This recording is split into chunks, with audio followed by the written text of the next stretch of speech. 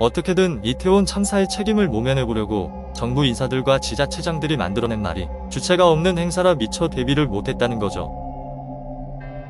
그런데 벚꽃놀이나 크리스마스 이브 때는 누가 주최를 해서 인파가 몰리나요? 크리스마스나 헬로윈이나 늘 사람이 붐볐어요. 말이 안 맞아요.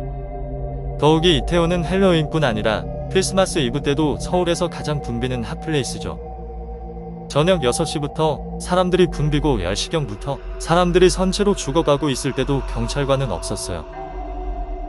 경찰이 나타난 건 이미 뒤엉켜 아수라장이 됐을 때였어요. 이미 늦었어요.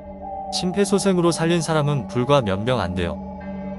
실신자가 계속 나타나기 시작한 9시부터 압사자가 무더기로 나온 10시 10분 이후에도 계속 112에 신고해도 현장에 경찰이 없었는데도 이게 이태원 구경한 아이들 잘못일까요? 이 112 신고자 수마저도 은폐되어 수십 번이라고 합니다. 이 가운데는 희생자도 있을 것입니다. 이래도 이게 감싸줄 문제인가요?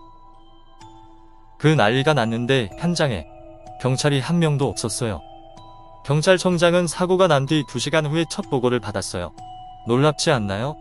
정부 수립 후 전무후무한 일입니다. 세월호 때에는 구조 노력이라도 했지.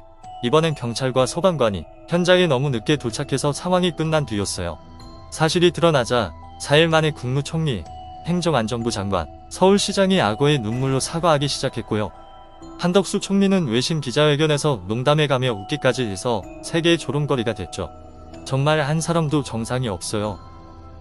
뭘로 희생양을 삼을까 하다 토끼 머리띠와 해밀턴 호텔 불법 시공을 들먹이다 여의치 않자 경찰청장을 사퇴시키기로 가닥을 잡은 것 같네요. 대통령은 일방적으로 이태원 희생자 애도기간을 5일간으로 선포해서 진상규명에 찬물을 끼얹고 국감에서도 토의가 중단됐죠. 대통령을 포함해 국무위원들이 판검사 출신이다 보니 사과나 인정을 패배라고 생각합니다. 대통령은 그동안 수많은 실수를 저질렀음에도 사과 한마디 한 적이 없어요. 그냥 뭉개고 지나갑니다. 많은 사람들이 지금 이 정부 시스템이 붕괴된 주요한 원인 중에 대통령이 청와대를 버리고 서초동 아파트에서 자는 것을 꼽습니다.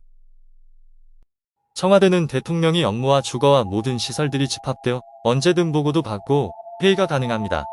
정부 서울청사와 경찰청과도 가깝고요.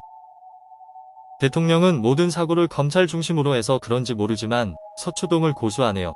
다 지어놓은 대통령 집무실도 안 들어가고요.